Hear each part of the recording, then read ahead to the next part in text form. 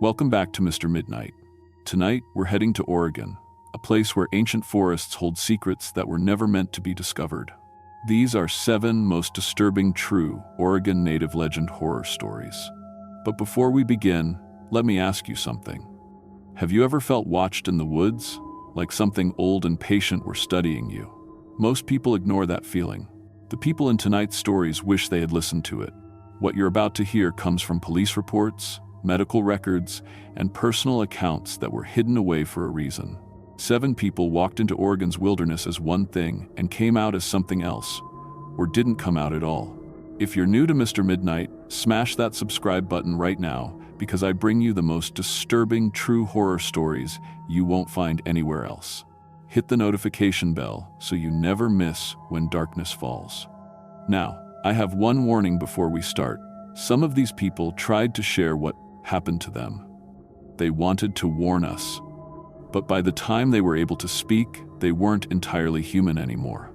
Are you ready? Because once you hear these stories, you'll never look at Oregon the same way again. Let's begin.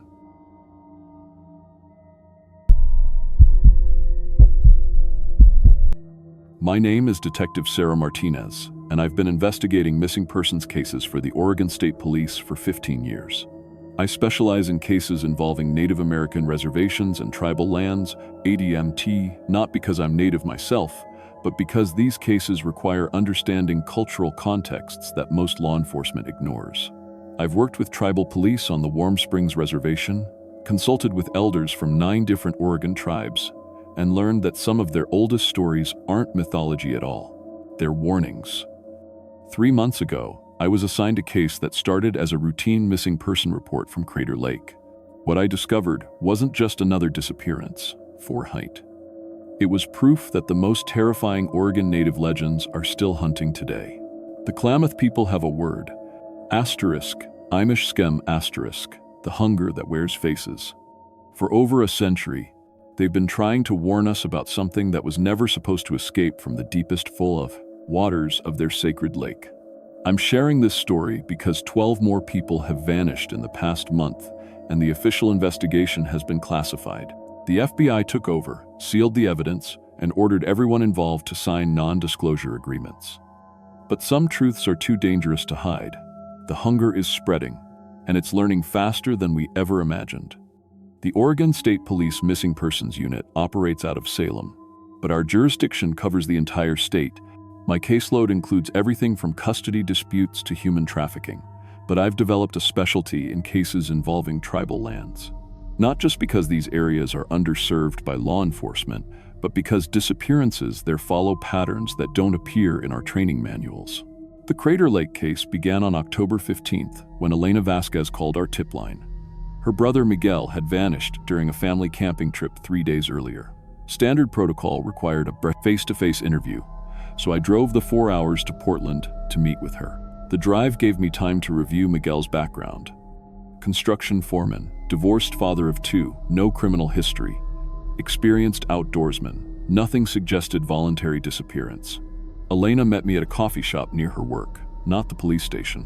She insisted on a public location, said she didn't trust official buildings anymore. That should have been my first warning. In 15 years of investigations, family members only avoid police stations when they're hiding something or they're genuinely terrified of what might be listening. She arrived exactly on time, but looked like she hadn't slept in days. Dark circles under her eyes, hands shaking when she lifted her coffee cup, constantly checking the windows and exits, classic signs of trauma or paranoia. But when she started talking, her story was too detailed, too consistent, and too disturbing to be delusion. Detective Martinez, she said, leaning across the table and lowering her voice, I need you to understand something before I tell you what happened. My family has been camping at Crater Lake for 8 years. Same campsite, same routine, same people. We know that place like our own backyard. And I'm telling you right now, my brother Miguel didn't disappear. Something took his place. She pulled out her phone and showed me photos from their camping trip. 15 family members, 3 generations, gathered around a campfire on their first night. Everyone looked happy, relaxed, normal. Miguel was in the center of the group, arm around his teenage daughter, smiling at the camera. Just a regular family vacation at one of Oregon's most beautiful locations. But Elena swiped to the next photo, taken just 24 hours later, and everything was wrong. The second photo showed the same family gathering, but Miguel looked different. Not obviously, not in a way that would alarm strangers, but Elena knew her brother. His posture was wrong, too straight, too alert, like he was listening for something the rest of them couldn't hear. His smile was perfectly normal except for his eyes, which were focused not on the camera but on the other family members, studying them with predatory intensity. That's when he found the artifacts, Elena said, swiping to the next image. The photo showed Miguel holding 3 obsidian arrowheads, each one perfectly crafted from volcanic glass. Black, sharp, ancient. Elena said he'd found them partially buried near the lake shore, where winter storms had eroded the bank. The moment his skin touched those artifacts, she said, everything changed. I've worked with tribal law enforcement long enough to know that finding native artifacts isn't unusual around Crater Lake. The Klamath people lived in that area for thousands of years before European contact. But they also know that some artifacts are dangerous, that certain objects were deliberately buried or thrown into the lake for good reasons. Elena said Miguel's personality shifted within hours of touching the arrowheads. He became quiet, withdrawn, watching everyone with new intensity. During dinner that night, instead of participating in family conversations, he sat silently cataloging everyone's behavior. How fast each person ate, whether they were right or left-handed, who they spoke to most often, who seemed strongest or weakest. It was like he was taking inventory, Elena said, not as a family member, but as something studying prey. The truly disturbing change happened after midnight. Elena couldn't sleep and went outside to use the bathroom facilities. On her way back to her tent, she saw Miguel sitting by the lake shore in the moonlight. He was having a conversation with his reflection in the water, but both voices were his own, one speaking English in his normal tone, the other responding in what sounded like an ancient native language. She crept closer and listened. The reflection was teaching Miguel about the family members, their fears, their sleeping patterns, their relationships with each other. It was explaining which ones would be easiest to isolate, which ones would fight back, which ones the others would risk their lives to save. Elena showed me a video she'd recorded on her phone. 30 seconds of Miguel talking to his reflection, both voices clearly audible. I've heard a lot of strange evidence in 15 years of police work, but this was different. The reflection's voice had an accent that didn't match any modern native language I'd heard. It sounded ancient, formal, like someone who had learned English as a second language centuries ago. The voice in the water told Miguel that it had been waiting, Elena said, waiting for someone to find the arrowheads and set it free. It called itself times Imish Skem Asterisk, the hunger that wears faces. I knew that word. I'd heard it during cultural sensitivity training with the Klamath Tribal Police. Asterisk Imish Skem Times wasn't just a shapeshifter or skinwalker like other tribes describe. It was something more dangerous. An entity that consumed human identity entirely, wearing people like clothing while learning to be a more perfect predator. Elena's story became progressively more disturbing as she described the next 2 days. Miguel Elena, or the thing wearing his appearance, began demonstrating knowledge he'd never possessed. He spoke fluent Klamath, describing traditional hunting techniques that hadn't been used for over a century. He identified edible plants that weren't in any field guide, tracked animals by signs that seemed invisible to everyone else, and demonstrated survival skills he'd never learned. But the most terrifying change was how he looked at the family. Elena showed me more photos from their camping trip, and Miguel's physical appearance was subtly transforming in each image. His face became sharper, more angular. His eyes shifted from brown to amber to something approaching yellow. His teeth appeared longer, more pointed. His fingernails had grown into what looked unmistakably like claws. "Look at this one," Elena said, showing me a photo from their third day. Miguel was standing with his back to the camera, but his spine curved in ways that weren't anatomically possible. His arms hung too long at his sides, and his head was turned at an angle that should have broken his neck. The family began to sense something was wrong, but cultural politeness kept them from directly confronting Miguel. Instead, they started avoiding him, making excuses to stay in groups, unconsciously forming protective clusters around the children. But Times Imish Skem Times was learning from their behavior, adapting its strategy based on their responses. On the third night, it began actively hunting. Elena's cousin Carlos was the first target. Around 2 a.m., he heard Miguel's voice calling for help from the forest, claiming he was lost and injured. Carlos grabbed a flashlight and followed the voice deeper into the woods, despite Elena's grandmother warning him not to go alone. They found Carlos the next morning, hanging upside down from a tree in a snare made from aircraft cable and ancient knots. He was alive but traumatized, babbling about watching Miguel change shape as he moved through the forest.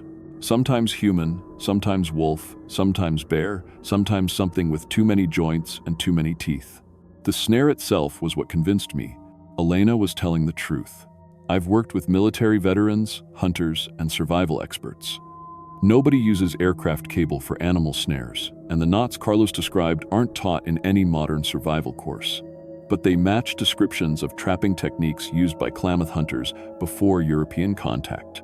Emish Skem Times was remembering skills from its original host, a tribal hunter from the 1800s who had violated sacred laws and been imprisoned in those obsidian arrowheads. For over a century, it had been trapped at the bottom of Crater Lake, studying every piece of organic matter that sank into the depths, learning about modern humans from their discarded possessions. Elena said the entity began systematically stalking each family member, learning their individual patterns and weaknesses. It could perfectly mimic any of their voices, calling children away from safety by imitating their parents, luring adults into isolation by copying the voices of family members in distress. Her nephew Jamie, age 12, almost fell for this trick. He heard his mother calling for help from a ravine near their campsite. Only Elena's grandmother's intervention stopped him from following the voice into what they later discovered was a carefully prepared kill zone, a clearing surrounded by hidden traps and lined with sharp stones. The grandmother, Maria Vasquez, was the only family member who understood what they were facing. Born on the Warm Springs Reservation, she had been raised with the old stories, the warnings about entities that wore human faces but possessed inhuman hunger. She had brought protective items to the camping trip, sage burned in specific ceremonies, silver jewelry blessed by tribal elders, and most importantly, knowledge of time's Emish Skem asterisks limitations. The hunger cannot cross running water blessed by the ancestors, Maria told the family. It cannot touch silver that has been worn by the dead, and it cannot maintain human form if it feeds too quickly. But even with these protections, the family was trapped. Emish Skem Times had learned their vehicle locations, their escape routes, their communication patterns. It was systematically cutting off their options while studying their defensive strategies. Every hour they survived taught it more about modern human behavior. On their fourth night, Elena woke to find Miguel's tent empty and a trail of inhuman footprints leading toward where her daughter was sleeping. Elena found Emish Skem Times crouched outside her 8-year-old daughter Sophia's tent. The thing wearing Miguel's face was perfectly still, watching the child sleep through the thin nylon wall. Its breathing was wrong, too slow, too deep, like a predator savoring the scent of prey. When it sensed Elena approaching, it turned to face her. Miguel's features had become a grotesque parody of humanity. His mouth stretched too wide, revealing rows of sharp teeth that belonged to no human being. His eyes had turned completely black, reflecting light like an animal's. His neck twisted farther than human anatomy allowed, rotating almost completely around while his body remained motionless. "Sister," it said in Miguel's voice, but the tone was ancient, formal, utterly cold. "The small one dreams of running. She will make excellent sport when the hunting begins properly." Elena grabbed her grandmother's silver necklace, blessed by 3 generations of Warm Springs elders. The moment the metal came close to time's Emish Skem asterisk, its borrowed flesh began to smoke and blister. It recoiled with a sound that was part human scream, part animal roar, part something else entirely, like wind through ancient caves. "You cannot stop the hunger," it said, its voice shifting between Miguel's tone and something much older. "I have learned your weaknesses, your love patterns, your protective instincts. I know which child you would sacrifice to save the others. I know which adult would abandon the group to save themselves." The creature's form began shifting rapidly. Miguel's face dissolving into something reptilian, then predatory bird, then wolf, then human again, but wrong in fundamental ways. Its spine elongated, its limbs bent at impossible angles, its skin took on the texture of volcanic glass. Elena's grandmother appeared beside them, carrying a burning bundle of sage and chanting in the old Klamath language. The smoke seemed to cause Imish skem times physical pain, forcing it to retreat toward the lake shore. "The prison calls you back," Maria said in English, then continued in Klamath. Gwetnamoke shikek returned to the deep water. Imish skem times laughed, a sound like breaking glass. "The old woman thinks ancient words still have power. But I have learned new hunting grounds, new prey patterns. Your cities are full of isolated humans, perfect for harvesting." It gestured toward the lake, and Elena could see lights moving beneath the surface. Other entities, other imprisoned shamans, responding to their ancient companion's call. The barriers weaken. Imish skem times said. "Soon, all the hungry ones will walk among your people, wearing their faces, learning their weaknesses. We will feed as our ancestors should have fed." The grandmother threw her silver jewelry directly at the creature. The blessed metal struck its stolen flesh, and Imish skem times began dissolving like smoke, its borrowed form unable to maintain cohesion. But as it faded, it spoke one final warning in Elena's daughter's voice. "I know where you live now. I know where your children go to school. I will find new flesh to wear, and I will hunt you properly." The family escaped Crater Lake that night, driving non-stop back to Portland. But Imish skem times had absorbed enough of Miguel's memories to follow them home. Elena showed me security footage from her daughter's school, E.T. A figure that looked exactly like Miguel standing across the street, motionless, watching children during recess. But more disturbing were the reports coming in from other locations around Oregon. Hikers disappearing near traditional native sites, only to return days later acting strangely. Family members reporting that their loved ones seemed different after camping trips or hiking expeditions. All of these incidents followed the same pattern. Missing persons found near water sources, obsidian artifacts, and historical tribal territories. I started investigating these connected cases, and what I discovered terrified me. Imish skem times wasn't the only entity imprisoned at the bottom of Oregon's sacred lakes and rivers. The state's native tribes had been containing dangerous spiritual predators for centuries, trapping violators of sacred law in physical objects and sinking them in the deepest waters. But climate change, construction projects, and increased recreation were disturbing these ancient prisons. Artifacts were washing ashore, being found by hikers, collected by amateur archaeologists. Each discovery potentially released another hunger back into the world. 3 weeks after my interview with Elena, she disappeared. Security footage from her apartment building showed 2 identical versions of Elena leaving together, one escorting the other with obvious predatory intent. Imish skem times had learned to perfectly replicate its victims, using their stolen identities to access new hunting territories. The FBI classified the entire investigation, seized all evidence, and transferred me to a desk job in Salem with orders never to discuss the case. But I've been tracking the disappearances on my own time, and the pattern is accelerating. Imish skem times now controls multiple human hosts across Oregon, Washington, and Northern California. It's teaching other released entities modern hunting techniques, sharing information about contemporary human behavior, adapting ancient predatory instincts to exploit modern vulnerabilities. Last week, I received a phone call from Elena's number. But it wasn't Elena's voice on the line. It was my own voice, perfectly replicated, telling me exactly which coffee shop I frequent, which route I take to work, which nights I stay late at the office. "Detective Martinez," my own voice said back to me. "Thank you for all the useful information. The Hunger appreciates your thorough investigation of our capabilities." I quit the Price, Oregon State Police yesterday, started carrying my grandmother's rosary, Everp. Not because I'm religious, but because blessed silver seems to be our only protection. I'm sharing this story because people need to understand what's hunting them. If you find obsidian artifacts near any Oregon lake or river, don't touch them. Some prisons are meant to last forever. And if someone you know comes back from camping, acting differently, if their voice sounds slightly wrong, If their eyes reflect light strangely, if they watch you like they're studying prey, trust your instincts. The ancient hungers are awake again, and they're learning to be human better than we ever imagined.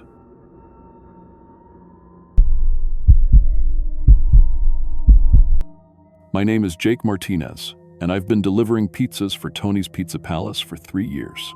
I know that sounds stupid, but delivering food taught me something important about people.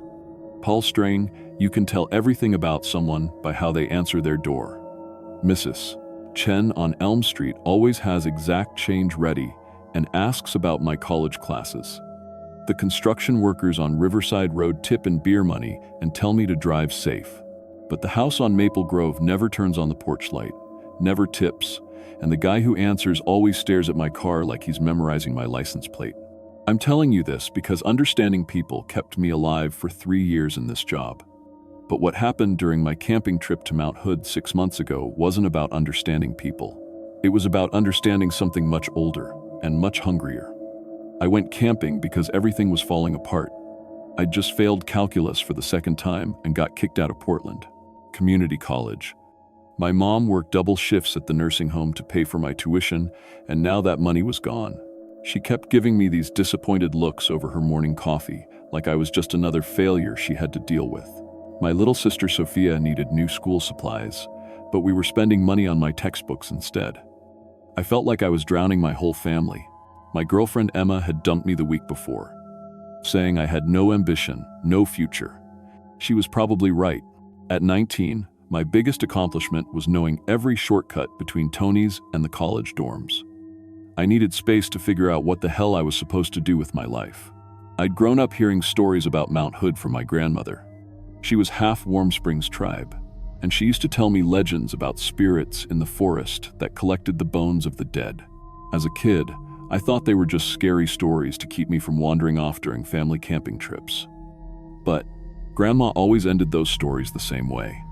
Some things in the old forests are older than our people, mijo. They were here before us, and they'll be here after we're gone. When I decided to go camping alone, something made me choose Mount Hood. Maybe I was hoping to feel connected to Grandma again.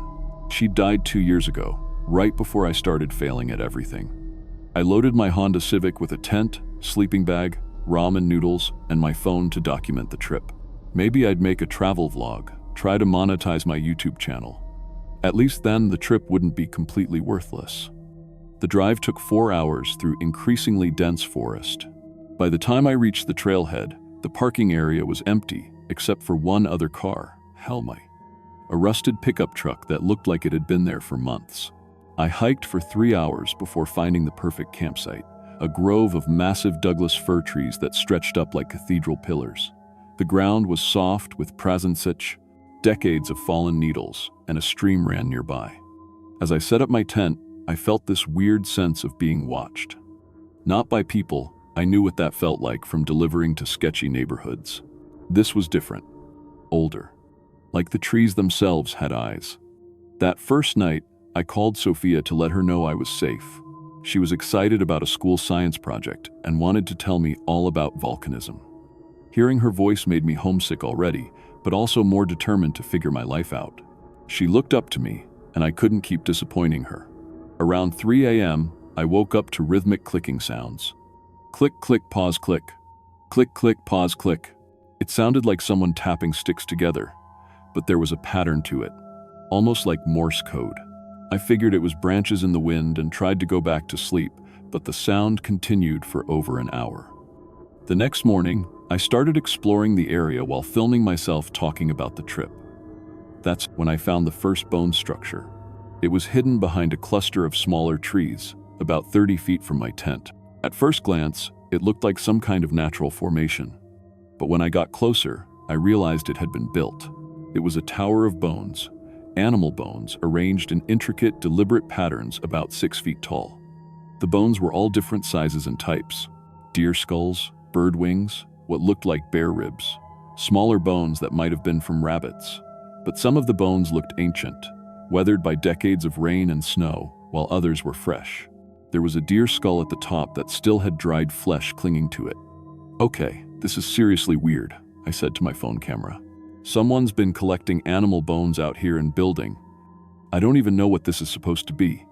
I spent the next few hours exploring and found 11 more structures, 12 total, arranged in a perfect circle around my campsite. Each one was different, some tall like towers, others low and spread out like altars, but they were all made from bones, all with that same mixture of ancient and recent remains. By evening, I was seriously considering leaving. This felt like some kind of ritual site, maybe connected to illegal hunting or some weird cult. But it was getting dark, and I didn't want to hike back to my car in the dark. I called my mom to check in. "How's the wilderness treating you, mijo?" she asked, and I could hear the tiredness in her voice. She'd been working extra shifts to cover my lost tuition money. "It's good, Mom. Peaceful. I think this trip is helping me figure things out."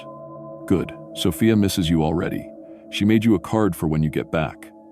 After we hung up, I felt this crushing weight of responsibility. My family was counting on me to get my act together, and here I was hiding in the woods instead of facing my problems. That's when the clicking sound started again. But the time, I could see what was making them. There were figures moving between the trees. Tall, thin figures that moved wrong, their joints bending in ways human joints don't bend. They were carrying bones and arranging them in patterns on the ground, building something with skeletal remains. I grabbed my phone and started recording, my hands shaking. Through the camera, I could see them more clearly. They were about 8 feet tall with arms that seemed too long for their bodies, and they weren't just carrying bones, they were made of bones. Their bodies looked like someone had woven together bones and sinew into a human shape. Walking skeletons wrapped in translucent tissue. They moved with that rhythmic clicking sound, and I realized they were communicating with each other. I spent most of that night huddled in my tent, listening to them work outside. The clicking and clacking went on for hours. Sometimes it sounded like they were right next to my tent, but when I looked outside, I saw only shadows moving between the trees. Around dawn, everything went quiet. When I finally worked up the courage to leave my tent, I found they had left me something. Animal bones were arranged around my tent in elaborate patterns. But these weren't random, they were telling stories. I could make out hunting scenes, migration paths, death cycles. It was like reading a book written in calcium and marrow. I called Emma without thinking. I needed to talk to someone, to feel connected to my normal life. "Jake? It's like 6 in the morning. Emma, I know we broke up, but something weird is happening, and I can't do this right now. You always call when you're having some kind of crisis. I can't be your emotional support anymore." She hung up, and I felt more alone than ever. But as I stared at the bone patterns around my tent, I started to understand something. These weren't random decorations. They were gifts, messages. Grandma's stories came, flooding back. She used to tell me about the bone keepers, ancient spirits that collected the remains of everything that died in the forest, not to harm them, but to preserve their memories. Every bone held the experiences of the creature it came from, and the bone keepers were the forest's librarians, keeping the stories of every life that had ended among the trees. I spent the 3rd day watching them work. During daylight, they moved slower, but they were always building, always arranging. Each bone structure was like a library, storing the experiences and knowledge of dead animals. Around afternoon, I found human bones mixed into some of the structures, pieces of hikers who had gone missing over the years. But the bones weren't just thrown in randomly, they were arranged with the same careful attention as all the animal bones, like the people were still part of the collection somehow. One of them approached me that evening. Up close, its face was a human skull wrapped in tissue so thin I could see the bone underneath. Its eye sockets held a faint, phosphorescent glow. When it looked at me, I felt something enter my mind. Not words, but pure knowledge being transmitted directly into my thoughts. It showed me the history of this forest through the bones of everything that had ever lived here. Thousands of years of memories. Elk migrations from before the settlers came. The last grizzly bear to die in Oregon. Native hunting parties from centuries ago. Loggers who died in accidents and were never found. All of their experiences, their knowledge of this place, preserved forever in calcium and phosphorus. The bone keeper communicated something else, an invitation. They could preserve me too. Not kill me, but transform me. My consciousness could live forever in my own bones, adding human knowledge to their eternal archive. I called Sophia that night. I needed to hear her voice one more time. "Jake, how's your camping trip? Are you feeling better?" "Yeah, sis. I'm figuring some things out." "Hey, Sophia, I love you, okay? And I'm proud of you. That science project sounds amazing." "Are you okay? You sound weird." "I'm fine, just remember that I love you, no matter what happens." After I hung up, I sat outside my tent, staring at the bone structures. My family needed me. My mom was working herself to death. Sophia was counting on me to be a good example, and here I was considering abandoning them for some kind of supernatural immortality. But as the fourth day began, I started to change anyway. I could feel my bones becoming denser, more connected to the forest around me. My skeleton was restructuring itself, becoming a better storage medium for memories and experiences. I tried to resist it. I thought about Sophia's laugh, Mom's tired smile when I brought home leftover pizza for dinner, Emma's face when we first kissed. But the transformation was stronger than my will. The bone keepers were teaching me. Their language, patterns of clicks and taps that carried entire lifetimes of experience. I could hear voices now, every animal that had ever died in this forest, speaking through their preserved bones. Wolves howling warnings about territorial boundaries. Salmon carrying memories of ocean currents and spawning grounds. Birds describing flight patterns that spanned continents. My skin became translucent. I could see my bones glowing underneath, and for the first time in my life, I felt like I had a purpose. I wasn't a college dropout or a failed pizza delivery driver anymore. I was becoming a living library. By the fifth day, I understood the terrible truth. The bone keepers weren't just preserving memories, they were collecting specific knowledge. They needed human experiences, human emotions, to complete their archive. And they had been calling people to this forest for generations, selecting those who felt lost, purposeless, abandoned. I was never meant to leave this place. None of us were. The forest never forgets anything. Every creature that dies here becomes part of the eternal memory. But unlike the animals, humans come with attachments, IBD, families that mourn, people who search, lives that are interrupted by our disappearance. I'm still here, but I'm not Jake anymore. I'm part of something larger and hungrier. The bone structures keep growing, spreading throughout Mount Hood.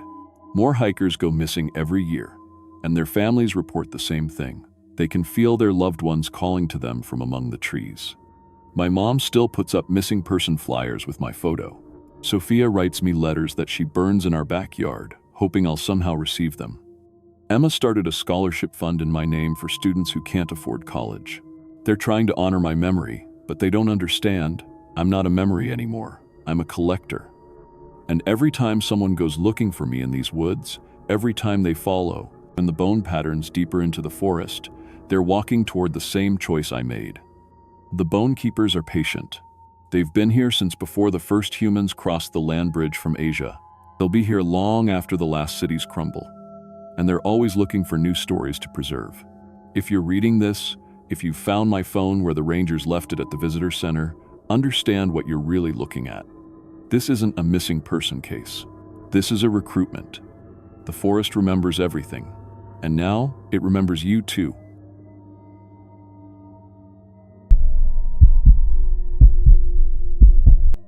My name is Mike Rodriguez, and I've been a heavy equipment operator for 17 years.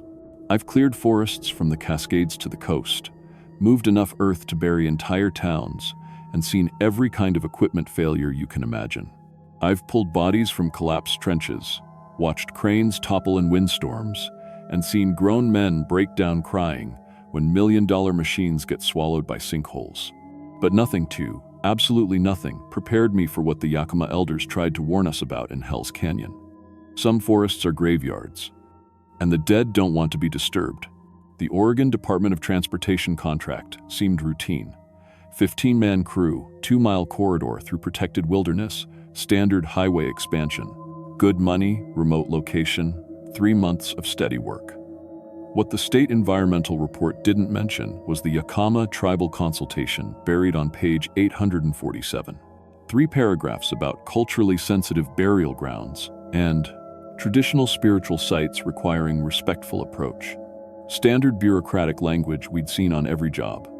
The tribal representative who met us at base camp wasn't standard. Joseph Crowfeather looked like he'd walked out of an old photograph. Weathered face, braided white hair, eyes that seemed to see through you. He spoke to our foreman in English, then switched to rapid Yakama when he thought we couldn't hear. His voice carried across the camp like a funeral chant. "This place is not for cutting," he said, pointing toward the marked corridor. "The trees here hold the spirits of warriors who died fighting white soldiers. They chose to enter the wood rather than surrender. Their anger runs through every root." Our foreman, Dave, laughed it off. "Thanks for the heads up, Chief. We'll be respectful. Just doing our job." Joseph didn't laugh. "When the trees begin to bleed, you will remember my words. When your machines turn against you, when your men disappear into beet, bark, and heartwood, you will understand that some sacred places defend themselves." He left his business card, traditional beadwork on one side, cell phone number on the other. The kind of cultural bridging that makes everyone uncomfortable. I kept that card. 3 weeks later, I'd call that number begging for help. Day 1 went smooth. We marked boundaries with orange spray paint, set up equipment staging areas, and ran test cuts on smaller trees along the perimeter. My Caterpillar excavator grabbed saplings and pulled them up clean. Jimmy operated the backup excavator, while Carlos and his chainsaw crew handled anything too thick for the machines. Normal forest work, normal progress. Day 2 brought the first wrongness. Jimmy's chainsaw wouldn't cut certain trees. Not engine problems. The saw ran fine until the chain touched bark. Then it would scream like a wounded animal and die. We checked fuel mixture, air filters, spark plugs, everything perfect. But those specific trees, maybe a dozen scattered through our corridor, killed chainsaws on contact. The chains dulled instantly. Brand new cutting teeth, sharp enough to slice paper, turned blunt as butter knives after touching bark. But not just dull, damaged. Twisted metal, broken teeth, chains that looked like they'd been grinding concrete for hours. I'd operated forest equipment for 17 years, never seen anything like it. Day 3. I started digging around root systems. Standard procedure, loosen soil before felling to prevent root bind and equipment damage. My excavator bucket hit roots 8 feet down. Normal enough, but these roots bled when cut. Dark red fluid pumped from severed root ends like arterial blood. Thick, warm, smelling of copper and pine, and something else, something rotting. The bleeding continued for hours, soaking into soil that should have absorbed it instantly. Instead, the blood pooled and congealed, forming black scabs on the forest floor. I called the environmental inspector. Required procedure when we encountered anything unusual. She arrived that afternoon, took samples, ran field tests, came back pale and shaking. "High iron content in the sap," she said, not meeting my eyes. "Unusual, but not unprecedented. Tree chemistry can be affected by soil composition." But I saw her hands trembling as she sealed the sample containers. Saw her glance repeatedly at the bleeding stumps. Saw her leave those samples in her truck instead of shipping them to the lab. Day 4 brought the symbols. Fresh carvings in tree bark, deep spiral patterns cut through to heartwood. Ancient-looking designs that hadn't been there the day before. No tool marks, no human footprints around the trees, no evidence of vandalism. The spirals were perfect, mathematical, identical across multiple trees. We photographed them for insurance documentation, but the photos came out wrong. In every image, the spirals appeared to move. Subtle animation, like watching smoke curl or water flow. We switched cameras, checked memory cards, tried different lighting. Same result. The symbols writhed on digital displays like living things. Carlos crossed himself when he saw the photos. "My grandmother told stories," he said quietly. "Yakama stories about trees that hold the spirits of dead warriors. She said they marked their territory with symbols that moved like snakes." Day 5. Jimmy started seeing faces in the bark. Called me over to a massive cedar, pointing at natural grain patterns that formed unmistakable human features. Eyes, nose, mouth, all sculpted from wood texture and shadow. But these weren't random patterns. They were portraits. "That's my dad," Jimmy whispered. "Exactly like him. Same nose, same scar on his cheek." I studied the bark formation, saw a face, sure enough, but it looked like my uncle Roberto to me. Same face, different interpretation. Then Carlos came over and immediately said, "That's my nephew David. He died in Afghanistan." The face in the bark was always someone dead, someone we'd lost, someone we'd grieved. Each viewer saw their own ghost staring back from the wood grain, and the faces moved. Subtle shifts in shadow and texture that made them seem to breathe, blink, speak without sound. Day 6, we brought in the big chainsaw for the central Douglas fir. 800 years old, 30 feet around, dead center of our corridor. The state had issued special permits for this tree, documented as the largest Douglas fir in the region. Historical significance, tourist attraction, environmental icon. But the highway went through it. The professional felling saw bounced off bark like hitting steel plate. No cut, no wood chips, not even a scratch. The chain shattered on impact, sending metal fragments spinning through the air. We tried smaller saws, different angles, carbide-tipped chains. Nothing. The tree might as well have been made of titanium. That night, I dreamed of the tree. Saw it as it had been centuries ago, a young fir growing from soil mixed with human ash and bone. Yakima warriors, dying in a last battle against cavalry soldiers, choosing to merge their spirits with the forest rather than surrender. Their life force flowing into roots and heartwood, becoming something more than human, more than plant. I woke covered in sweat, pine needles in my hair, dirt under my fingernails. I was still in my bed at base camp, but my boots were muddy and my clothes smelled of forest floor. Day 7, we installed security cameras. Insurance required surveillance of expensive equipment in remote locations. But the footage showed impossibilities, trees moving without wind, massive trunks bending and swaying in perfect silence, repositioning themselves like chess pieces. 60-foot trees uprooting and replanting in new locations. The timestamp ran normally. Everything else in frame stayed still. Equipment, rocks, our portable buildings. Only the trees moved, dancing in slow motion to music we couldn't hear. And they were moving closer to our camp. Day 8, we found Jimmy's excavator suspended in midair, wrapped in roots that had grown overnight. 40 tons of steel and iron lifted 8 feet off the ground by root systems that defied every law of botany.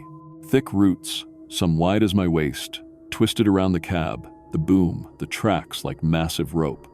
We tried cutting Jimmy free. The moment chainsaw teeth touched root, every tree in the canyon screamed. Not wind sounds, voices. Human voices shrieking in harmony, a sound that made our bones ache and our teeth hurt. The roots bled black fluid that hissed when it hit metal, corroding steel faster than acid.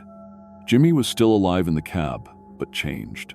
His skin had a greenish tint, bark-like texture spreading up his arms. He spoke in 2 voices, his own and something else underneath, older and patient and angry. "The forest is waking up," he said. "The warriors have been sleeping, but we keep cutting their sacred groves. They're defending themselves the only way they can." Day 9. We tried to evacuate. The access road was blocked by fallen trees, not wind damage, but deliberate positioning. Massive trunks arranged in complex barriers that would take weeks to clear. Our radios only picked up static punctuated by whispered Yakama phrases. Our cell phones showed no signal, but occasionally received text messages in languages that didn't exist. Day 10, Carlos went missing during his shift. We found his equipment arranged in ritual patterns around a cluster of cedars. Hard hat, radio, tools, work gloves, IME, all positioned in perfect circles like offerings on an altar. His chainsaw was partially embedded in tree bark, the motor still running, but the chain spinning backwards. We searched for 6 hours, called his name until our voices gave out. The forest answered back in Carlos's voice, but the words were wrong, ancient phrases in dying. Languages, spoken with Carlos's vocal cords from inside the trees. Day 11, we found Carlos. He was merging with a cedar trunk, his lower body fused with bark and heartwood. But this wasn't peaceful integration, this was consumption. The tree was digesting him slowly, keeping him conscious throughout the process. His screams echoed from inside the wood. "It hurts," he gasped when he saw me. "The tree is eating me from the inside. I can feel my bones dissolving, my organs turning to sap, but I can't die." The spirits won't let me die. Carlos explained what was happening between moments of agony. The forest was a mass grave. Yakima warriors had fled here during the last Indian Wars, choosing to merge with trees rather than surrender to cavalry. But the merger had gone wrong. Instead of peaceful transition, they'd become trapped in wood, conscious but unable to control their plant bodies. They've been screaming inside the trees for 150 years, Carlos said. Now they want others to share their suffering. They're building an army of the merged, the half-converted, the slowly consumed. Day 12, more crew members went missing. Not merged, worse. We found them scattered throughout the forest in various stages of plant integration. Some had roots growing through their bodies, anchoring them to soil.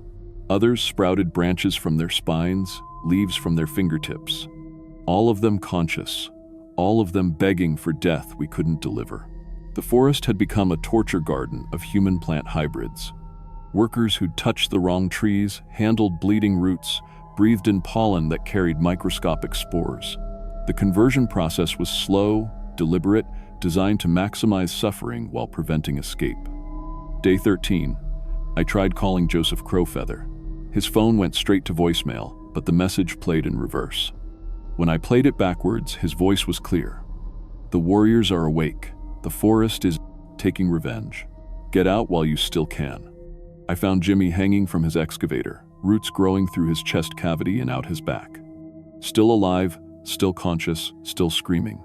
The roots moved like tentacles, exploring his internal organs, mapping his nervous system, keeping him alive through the process. They're learning, he gasped. Every person they take teaches them more about human anatomy. They're getting better at keeping us conscious during conversion. Day 14, I was alone. The last crew member, still human, still mobile. The others were scattered through the forest, 19-4, some merged, some converting, some serving as living laboratories for the warrior spirit's experimentation. I could hear them calling my name from inside the trees, their voices layered and harmonized like a demonic choir. The trees had learned to mimic human speech perfectly. They used our voices to call for help, to lure rescuers into the forest. Park rangers, who responded to our emergency calls, joined the collection. State police, who investigated our missing persons reports, became test subjects for new conversion techniques. Day 15. I tried to burn the forest down, soaked trees in gasoline, lit flares, threw everything I had at the ancient groves. The trees absorbed the flames like they absorbed blood. The fire didn't spread. It flowed up trunks and into branches, becoming part of the wood itself. Burning trees that didn't die. Flames that gave no light. Heat that provided no warmth. The forest laughed at my attempts. The warrior spirits had spent lifetimes learning to control their plant bodies. Fire was just another tool in their arsenal. Day 16, the trees offered me a choice. Conversion or consumption. Join them willingly and retain some human consciousness during the merger, or resist and be slowly digested while fully aware. They demonstrated both options using remaining crew members. The willing converts screamed less. The resistant ones never stopped screaming. I chose door number 3. I ran. The forest let me reach the highway, let me flag down a passing truck, let me file reports with police, emergency services, environmental agencies. Every investigation team that entered Hell's Canyon joined the collection. Every attempt to document the supernatural was absorbed into the growing chorus of voices singing from inside the trees. 6 months later, the highway project was officially suspended due to environmental concerns. The area was declared a protected wilderness, off-limits to development. Joseph Crowfeather's tribal consultation report was suddenly taken seriously by government agencies that had ignored it completely. But I know the truth. The suspension wasn't environmental protection. It was quarantine. The forest is growing. The warrior spirits are spreading to other groves, other trees, other victims. What started as revenge has become hunger.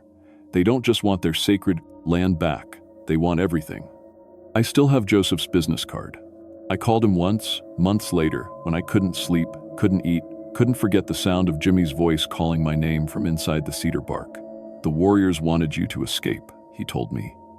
You were chosen to carry their warning. The merger isn't complete yet, but it will be soon.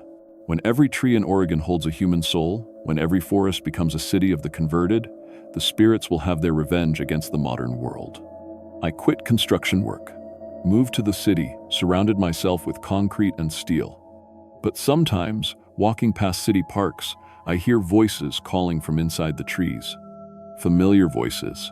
Crew members who should be dead, tourists who disappeared on hiking trips, children who wandered too far from camping sites. The forest is coming to the cities, one tree at a time, one conversion at a time, one scream at a time. If you live in Oregon, if you work outdoors, if you love hiking in old-growth forests, $1, listen to the trees. When they start calling your name, when the bark begins to bleed, when the roots reach for your ankles, remember this story. The Yakama elders tried to warn us. The trees remember everything. And the dead are very, very patient. The highway through Hell's Canyon was never built. But sometimes, late at night, travelers report seeing construction lights deep in the forest. Hearing equipment running, voices calling, chainsaws screaming in the distance. That's my crew. Still working, still cutting, still feeding the trees, still screaming.